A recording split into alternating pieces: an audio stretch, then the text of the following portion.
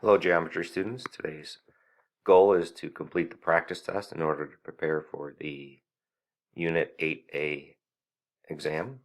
So if you look at the first problem, we want to use the Pythagorean theorem, which says a squared plus b squared is equal to c squared. Remember, c is the hypotenuse, which is across from the 90. So in problem number 1, we could say 5 squared plus 8 squared is equal to x squared. Typing what I just highlighted in yellow into your calculator, you will get 89 is equal to x squared. You take the square root of both sides, so x is the square root of 89. If you look at problem number 2, we'll use the same process. The x is the hypotenuse, so we'll say 7 squared plus square root of 26 squared is equal to x squared. 7 squared is 49. And I'm going to show you how to do the second part of that problem, the square root of 26 squared, on the calculator. So when I use the calculator, I'm going to put parenthesis, square root 26, parenthesis, squared. Notice you get 26. So this is 26 is equal to x squared. When you add 49 and 26, you get 75 is equal to x squared. So you get the square root of 75 is x. Now the square root of 75 breaks down to the square root of 25 times the square root of 3. So you get 5 square root of 3 for the final answer for problem number 2. And the unit would be miles, and in problem number 1 the unit would have been kilometers. Let's take a look at the third example. In the third example, the 13 is the hypotenuse, so we'll say x squared plus 5 root 2 squared is equal to 13 squared. So x squared plus, I'm going to grab my calculator again, and when I do parenthesis 5 square root of 2 squared, you get 50. So x squared plus 50 is equal to 169. When you subtract 50 from both sides,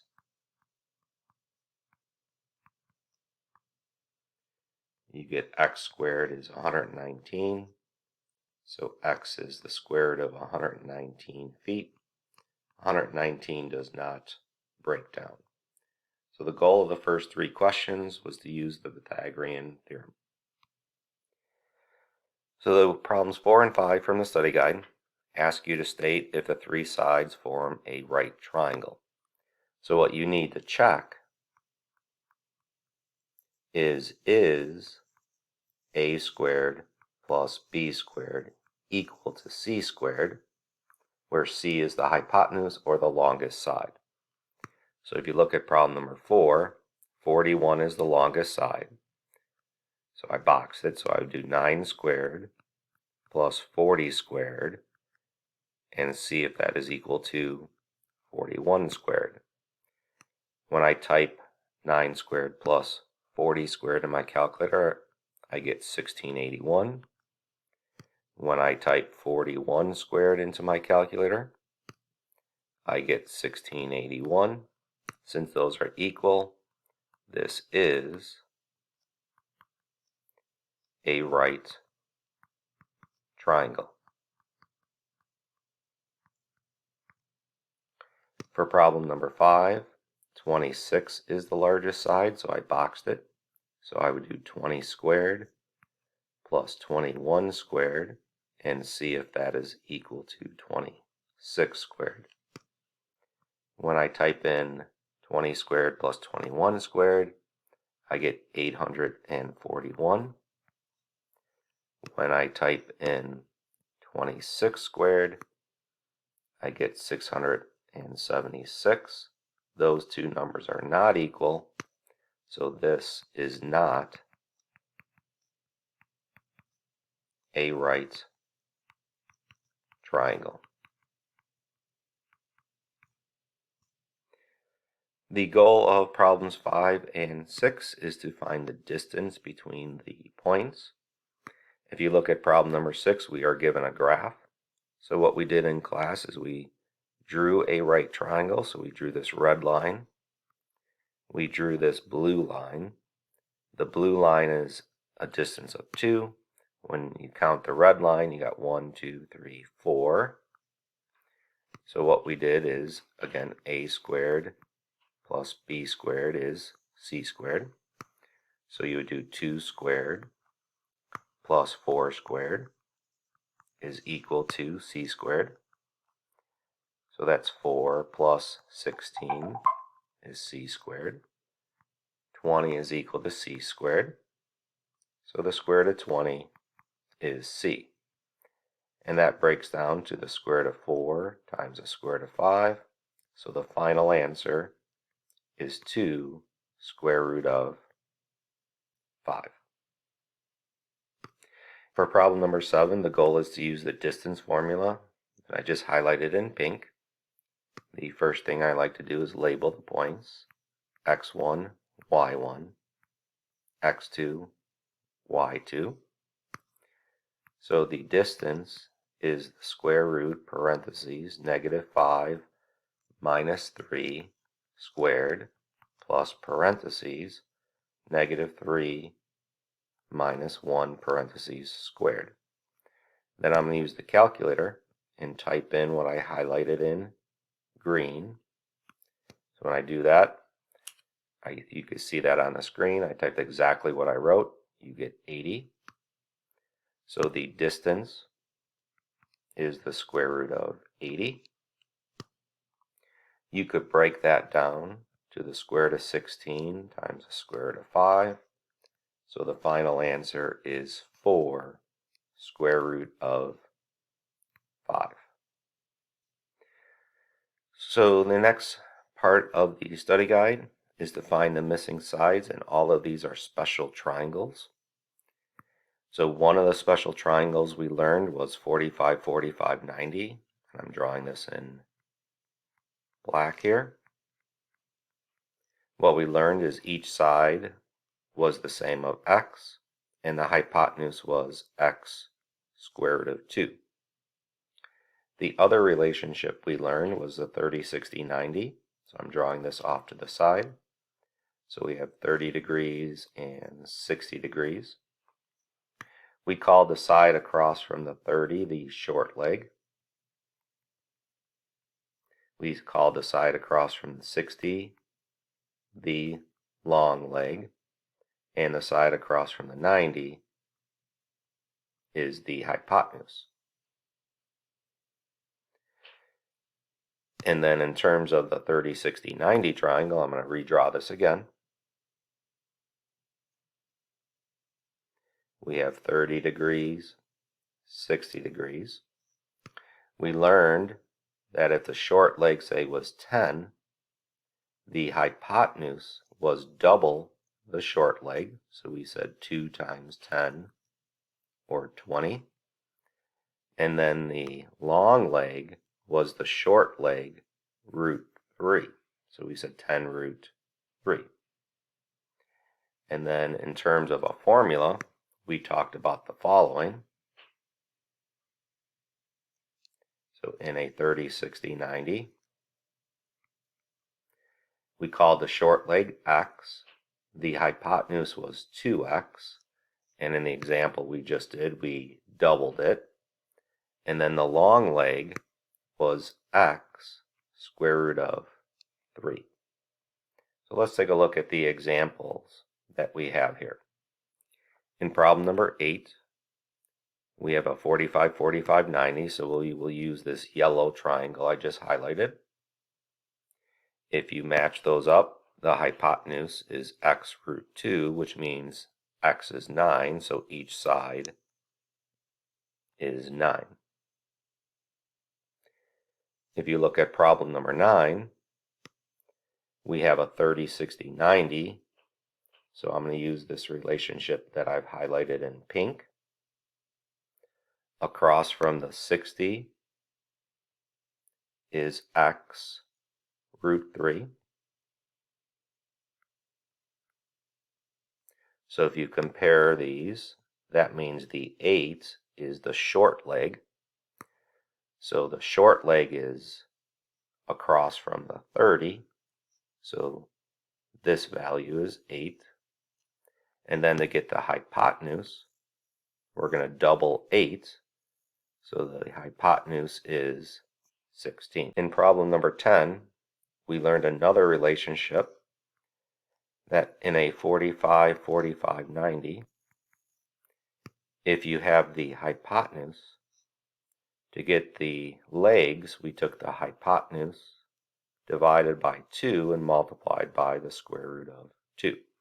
So for problem number 10, we would divide 12 by 2, so you're going to get 6, and then we learned you multiply by root 2, and each of the legs are the same in a 45, 45, 90, so the other side is also 6 square root of 2. In problem number 11, we could use the highlighted pink triangle.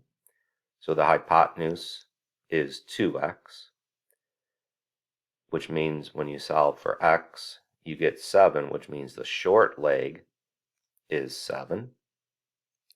And then to get the long leg, it would be 7 square root of 3. In problem number 12, we learned a different pattern. Notice in problem number 12, we're given the long leg and it doesn't have a root 3. So the pattern that we learned in class is that when you have the long leg without square root of 3, to find the short leg, we took the long leg, we divided by 3, and then we had to multiply by square root of 3. And then to get the hypotenuse, we would double the short leg. So we're going to apply that concept in problem number 12. Since we have the long leg, to get the short leg, I would say 18 over 3, square root of 3. And when you simplify that, you get 6 square root of 3. Then to get the hypotenuse, you would double 6 square root of 3 to get 12 root 3. In problem number 8, we have the short leg. So to get the hypotenuse, we'll double it. So we'll get 16. And to get the long leg, we'll multiply by root 3, so 8 root 3. Problem number 14 uses the yellow highlighted triangle. So if the one side is 8, the other leg is 8, and then the hypotenuse is 8 root 2. And problem number 15 is similar to problem number 12. We have the long leg of 6. So to get the short leg, we'll divide by 3, which is 2, and then we'll multiply by root 3. And then we'll double the short leg to get the hypotenuse of 4 root 3. The next set of problems are applications of the Pythagorean theorem or special triangles. So if you look at problem number 16, we have a television set is 40 inches long by 32 inches. How long is the diagonal? And we want to draw a diagram to represent this. So I'll draw a rectangle. I'll label the sides 40 inches, 32 inches. I'll draw the diagonal across. We know that this is a right angle, so we're going to use the Pythagorean theorem. A squared plus b squared is c squared. So 40 squared plus 32 squared is equal to c squared.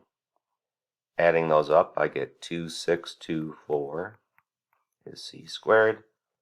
So c is the square root of 2624. And in applications, we typically get decimals. So that becomes 51.22 inches. So the diagonal of the TV is around 51.22 inches.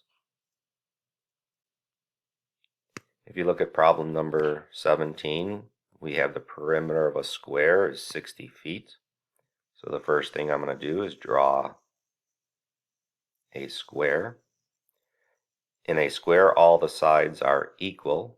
So to find each side, we would take the perimeter, 60, and divide by 4.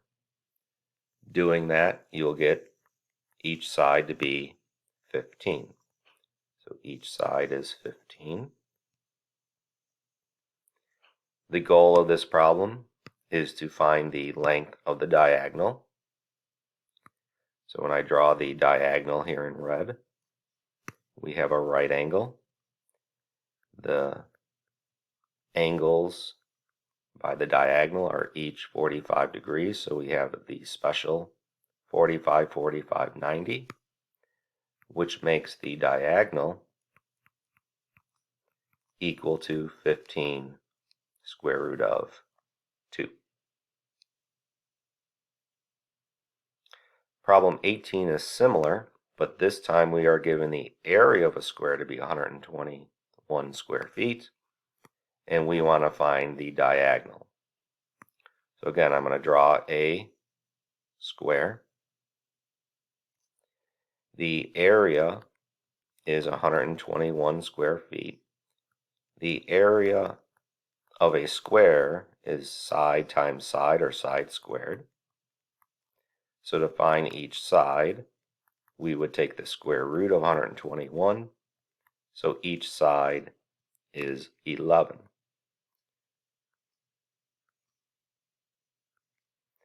The goal was to find the diagonal, so I just drew that in green. We know we have a right angle, and each of those angles are 45 degrees that I just marked. So in the yellow triangle, we again have a 45, 45, 90. And that makes the diagonal 11 square root of 2. For problem number 19, the problem states the diagonal of a rectangle is 130 feet with a length of 50 feet. So I'm going to draw a rectangle. The diagonal, which I'm drawing in green, is 130 feet, and it has a length of 50 feet, so I'll put 50 there. We know that this is a right angle. So the first thing I'm going to have to do is find the other leg. I'll call that x. Using the Pythagorean theorem, x squared plus 50 squared is 130 squared. X squared plus 2500 is equal to 16,900. I'll subtract 2,500 from both sides. We'll get x squared is equal to 14,400. X is the square root of that number. And doing that on my calculator, I get 120. So this side is 120. Then the goal is to find the perimeter of the triangle, which is the distance around that I just highlighted in pink. So the left side is 50. The top side is 120. So in order to find the perimeter, I would add up all those sides. So 120 plus 50 plus 120 plus 50. Adding those up, I get 340 feet. If we take a look at problem 20 from the study guide, it says a 24-foot ladder leans against the wall. If the ladder is 5 feet from the base of the wall, how high will the ladder reach? So I'm going to draw a right triangle. The ladder leans against the wall, so that's the green side here. So that's going to be 24 feet. The ladder is 5 feet from the base of the wall, so that's the pink side. So this is 5 feet. And then the goal is to reach how high will the ladder reach, which is the blue side, so I'll call that x. So we're going to use the Pythagorean theorem again. X squared plus 5 squared is equal to 24 squared. So x squared plus 25 is equal to 576. I'll subtract 25 from both sides. We'll get x squared is 551. So x is the square root of 551. And it says to round to the hundredth, so when I use my calculator, I get 23.47